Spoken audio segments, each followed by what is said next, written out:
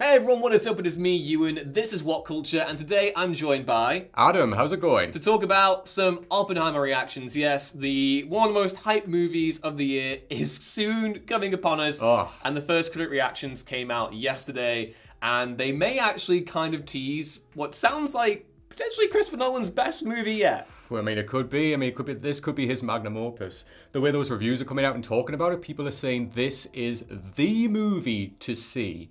And we're really excited for it, right? Yeah, super pumped. So yeah, for those who somehow don't know about Oppenheimer and Barbie and the Barbenheimer and stuff and everything, the movie is obviously centered around the real-life nuclear scientist J. Robert Oppenheimer, who is instrumental in the Manhattan Project, which basically ended up ushering in a whole new nuclear age. You know, he's one of the key architects of the world we live in, and the movie is set to interrogate all of that in a really, you know, the way they've been hyping this movie up, in a really kind of emotional way. You know, Nolan has talked about how in previous screenings, he mentioned in an interview with Wired the other month that people have been coming out of screenings like emotionally just completely shocked and drained. Yeah. And the reactions that we've gotten yesterday kind of really back that up. So I'm going to go and I've picked out a few of my favorite reactions that I saw on Twitter yesterday. The first comes from Vulture's Bilge Abiri. He says, quote, "Oppenheimer is, ellipsis, incredible.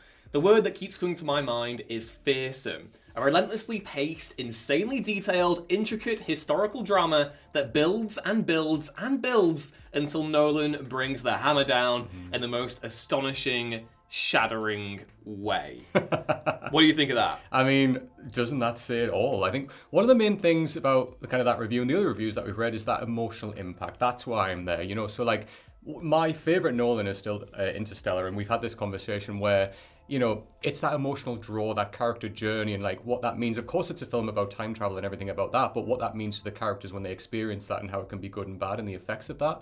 And then that's kind of where I dropped off a little bit with Tenet, where like I saw the movie, brilliant like spectacle and like really kind of intelligent film and how it messes with time. But for me, I lost that emotional impact with any characters in that movie.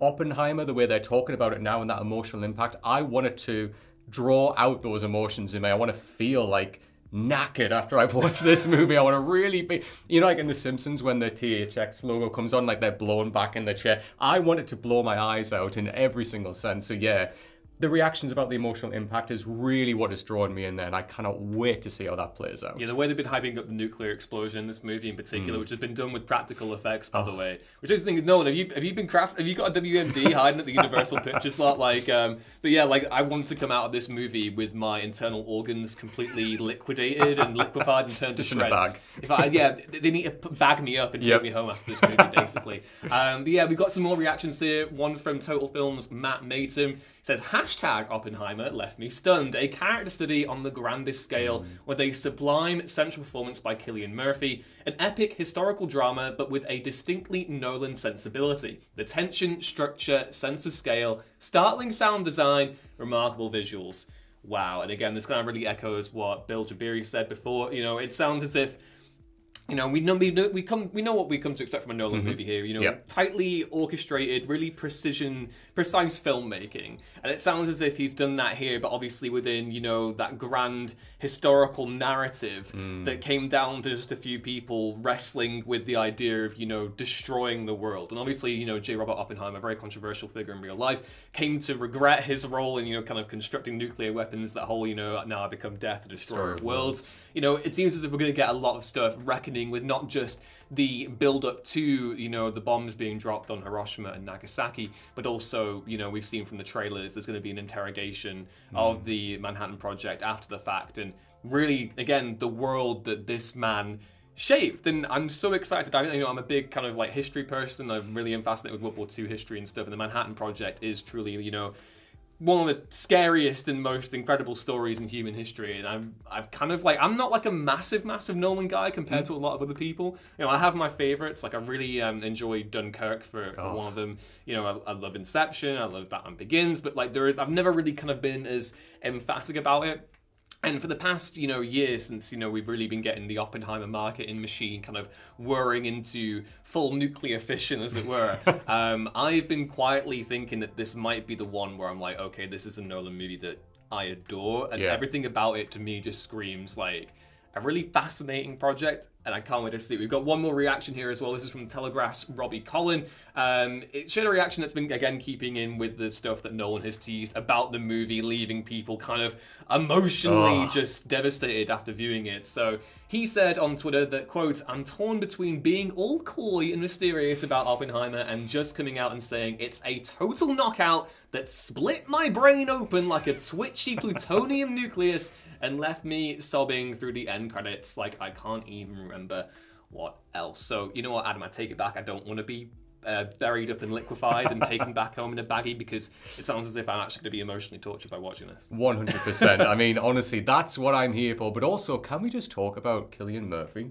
I mean, you know, he's been in, obviously, other Nolan movies as well, but to take center stage here now, I think, you know, Cillian Murphy's one of the greats. He truly is. And I think he's really going to be like the level in this movie that just takes it to ultimate greatness. To portray that role as well, such an iconic role within history, right? There's one man that can do that. And as well, like, you know, this cast list is insane. Like Cillian Murphy, Robert Downey Jr., Matt Damon, Florence Pugh, and then Josh Hartnett as well, and then Rami Malek. Yeah, I mean, this is wild. Emily Blunt as well, who I cannot wait to see in this. And then, like, obviously the other quote as well was some of the other reactions when it was saying, like, all of these three kind of main narratives are then pulled together in the last 20 minutes of the movie.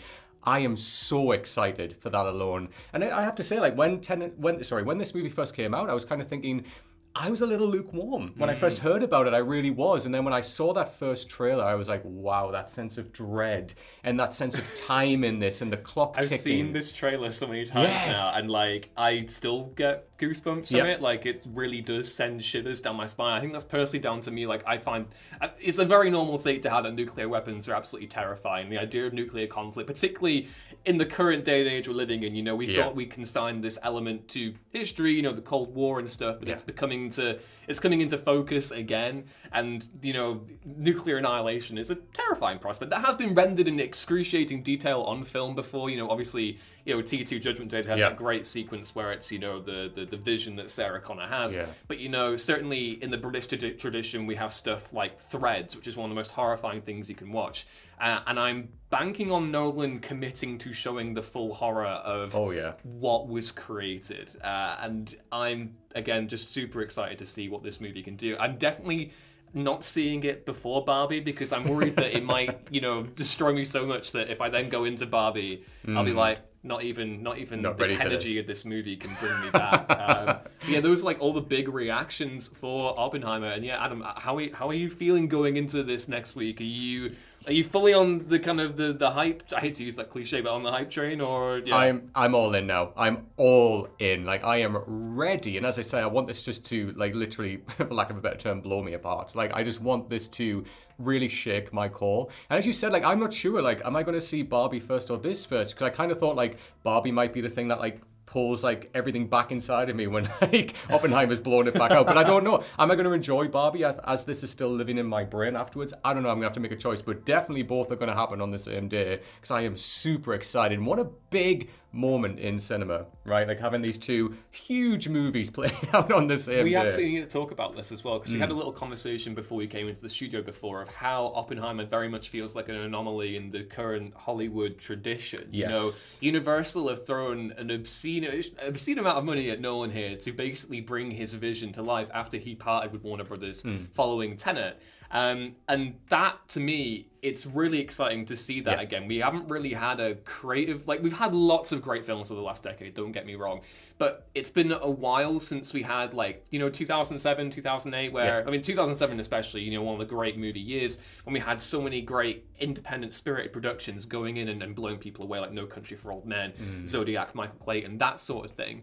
And I hope that if Oppenheimer does well, obviously loads of other trends at the minute are kind of hinting otherwise, but if Oppenheimer does well, and it seems as if, you know, the buzz that this has, and I'm seeing on Twitter, you know, people posting like sold out screenings and IMAX screenings or whatever, I hope this is kind of a recalibration moment. I don't think it will be, but the fact that if we can get a movie in 2023 done by, like, you know, Nolan, who has always been, you know, he is like kind of like a, not crowd pleaser isn't the right word, but he is kind of a director that a lot of people, general audiences, gravitate to. Yeah. I really do hope that Oppenheimer does well, because it's the exact kind of movie we need leading the way at the box office in the summer. It's so much that. Like we were saying like earlier on, how everything now we're so kind of tired of like the Hollywood trends of like, you know, superhero fatigue, and we've got multiverses and everything. It's all this big cash money maker. And you know, like Nolan's done really well like throughout his career where, you know, apart from the kind of Batman trilogy where he had a taste of that,